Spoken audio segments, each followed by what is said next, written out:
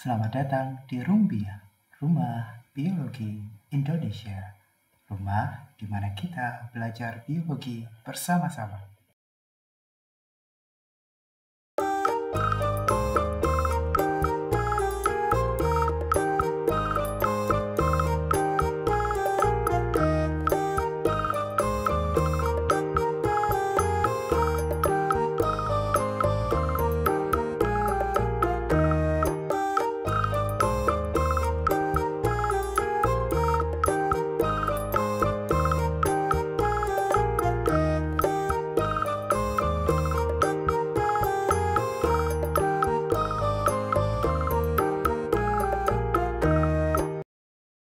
Ya, jadi memang suatu ilmu tertentu bergantung pada siapa yang menguasai ya gitu.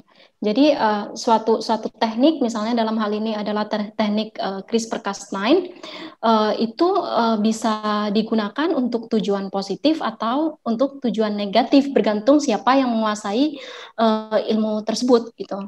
Nah, kalau misalnya karena itu dalam riset, dalam dunia riset kita juga mengenal adanya kode etik seperti yang sudah disinggung tadi gitu, agar teknik-teknik yang dikuasai tadi tidak hanya, makanya ada kode etik gitu dalam dunia riset, kita mengenal kode etik gitu, agar kemudian teknik yang dikuasai oleh individu tertentu ini tidak sembarangan digunakan untuk tujuan yang tidak baik. Misalnya seperti yang sudah terjadi sebenarnya sudah dilakukan CRISPR baby gitu, untuk metode CRISPR yang digunakan pada bayi gitu untuk mengedit materi genetik pada bayi, pada embrio ya, embrio dari bayi yang kemudian dimasukkan ya ke dalam rahim dari si ibu gitu. Itu sudah pernah terjadi, dilakukan oleh, kalau tidak salah, ilmuwan yang berasal dari Cina ya gitu.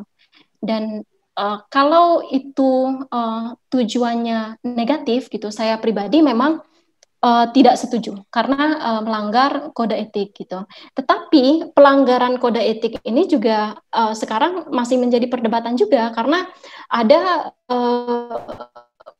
beberapa ilmuwan, kalau diterapkan pada manusia ya, ada beberapa ilmuwan yang masih memperjuangkan bahwa CRISPR ini bisa digunakan gitu untuk tujuan positif, misalnya tadi untuk mengedit gen yang mengkode beta globin gitu, pada untuk mengatasi penyakit sickle cell anemia gitu. Beberapa ilmuwan berpendapat bahwa kalau kita tahu caranya gitu, cara untuk memperbaiki kode genetiknya, tetapi kemudian tidak melakukannya, tidak membiarkan itu terjadi gitu, sementara kita bisa mencegah itu terjadi, maka kenapa tidak gitu? Ada yang berpendapat seperti itu gitu. Tetapi uh, ini rentan gitu, ini rentan terhadap penyalahgunaan kan gitu. Nanti orang bisa dengan mudah gitu kemudian mengedit apapun gitu, itu benar gitu, makanya diatur dalam kode etik itu gitu. Kemudian kalau aplikasinya misalnya pada tumbuhan ya, misalnya pada tumbuhan, dibandingkan dengan metode uh, introduksi mutasi yang lainnya gitu, CRISPR-Cas9 ini relatively safe gitu, karena dia tidak menyebabkan mutasi ini berlangsung secara terus-menerus di dalam suatu organisme gitu. Dia targeted gitu dengan memanfaatkan guide RNA yang didesain secara spesifik, dan guide RNA ini kemudian mendirect Cas9 untuk mentarget secara spesifik pada sequence yang kita inginkan gitu. Sehingga kemungkinan untuk nantinya akan mutasi ini akan berkembang gitu ya untuk mengedit bagian-bagian yang lainnya sangat kecil atau bisa dikatakan tidak ada gitu. Nah, untuk saat ini sebenarnya transgenik organisme khususnya pada tumbuhan ya, karena yang banyak kan kalau transgenik itu GMO ya, biasanya pada produk-produk pertanian, sayuran misalnya seperti itu gitu. Sebenarnya sekarang itu pemerintah di Eropa ya itu juga masih memperjuangkan agar produk transgenik yang dihasilkan melalui editing dengan metode CRISPR-Cas9 ini bisa diterima gitu di luar, karena tidak terkategori transgenic mutant gitu, seperti dengan kalau misalnya mutasinya diinduksi menggunakan senyawa kimia tertentu misalnya, begitu.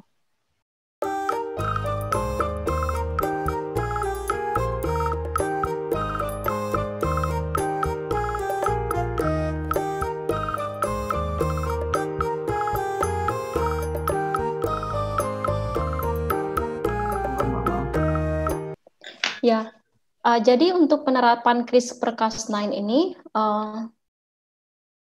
sebenarnya pada tahap perkembangannya itu ada banyak ya. Sebentar, saya share.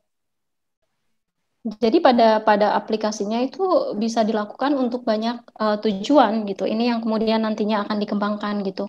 Tetapi pada setiap tujuan itu memiliki kesulitan sendiri-sendiri gitu. Kalau tadi kan yang saya contohkan adalah gene knockout gitu. Gene knockout itu relatively jauh lebih mudah dibandingkan dengan gene knock-in gitu. Kemudian CRISPR-Cas9 ini juga bisa digunakan untuk tujuan-tujuan yang lainnya seperti silencing juga bisa. Penerapan Ya, mutan jadi tidak hanya untuk knockout juga, knockout saja juga gitu, tetapi juga bisa knockdown atau menghasilkan suatu organisme yang memiliki loss of function mutations gitu. Tidak secara komplit menoknout gen tersebut gitu, karena bergantung juga pada posisi di mana guide RNA atau target didesain gitu. Kalau saya contohkan tadi ada beberapa domain kan pada proteinnya gitu, bergantung pada posisi itu kita bisa memilih untuk menoknout gitu secara total gitu, menghilangkan fungsi dari gen itu, atau knockdown itu juga bisa bergantung di mana guide RNA itu di target. Seperti itu. Pada prinsipnya sama ya tekniknya gitu. Perbedaannya hanya terletak pada desain dari single guide RNA-nya, karena itu yang kita lakukan.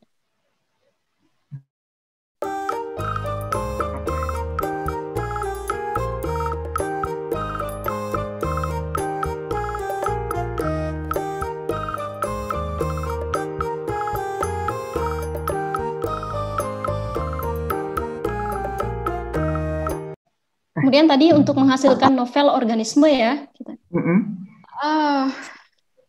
bisa, tentu saja bisa. Tetapi untuk kemudian bisa dilepaskan ke alam, misalnya, ini juga nantinya akan berbenturan dengan aturan yang berlaku di wilayah tertentu ya.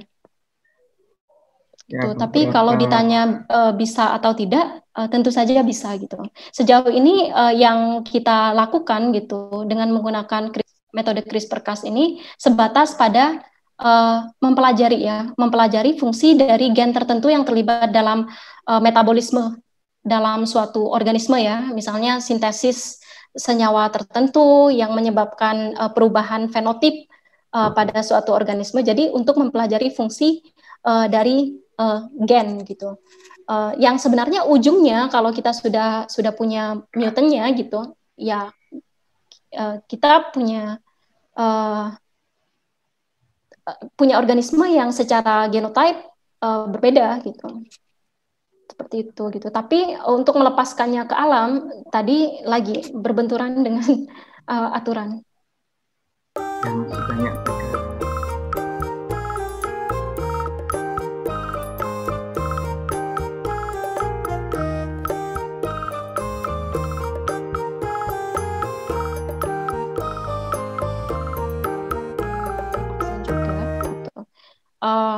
untuk teknologi dalam pembuatan vaksin gitu, vaksin itu kan ada bermacam-macam ya. Jadi vaksin itu ada bermacam-macam gitu. Ada vaksin yang virus base gitu, kemudian vector base vaksin, kemudian ada protein base vaksin, dan yang terakhir saya lupa ada 4 gitu. Nah, yang paling visible untuk di engineer di Indonesia itu adalah yang protein based vaksin, seperti yang dilakukan oleh konsorsium vaksin merah putih ya. Konsorsium vaksin merah putih itu kan terdiri dari 6 institut yang melakukan upaya untuk memproduksi benih vaksin ya gitu. Salah satunya yang dilakukan oleh Eijkman, lembaga Eijkman itu merupakan produksi vaksin yang didasarkan pada protein based vaksin dengan mengekspresikan gen pengkode nukleokapsid protein dan spike protein gitu.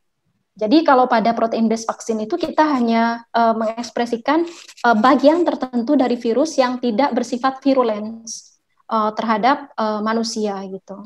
Mereka mengekspresikan gen yang mengkode spike dan nukleokapsid protein sehingga protein yang dihasilkan ini nantinya aman gitu untuk dimasukkan ke dalam tubuh karena akan dikenali sebagai coronavirus tetapi tidak menyebabkan infeksi karena RNA genetiknya kan tidak ada di situ.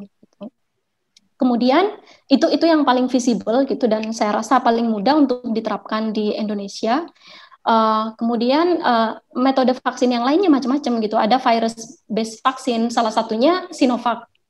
Sinovac ini menggunakan teknik virus based vaksin gitu, di mana virus based vaksin dibagi lagi menjadi 2, yaitu virus yang dilemahkan atau virus yang di weaken virus atau inactivated virus. Jadi virus yang dilemahkan atau virus yang diinaktivasi dan Sinovac itu merupakan inactivated virus.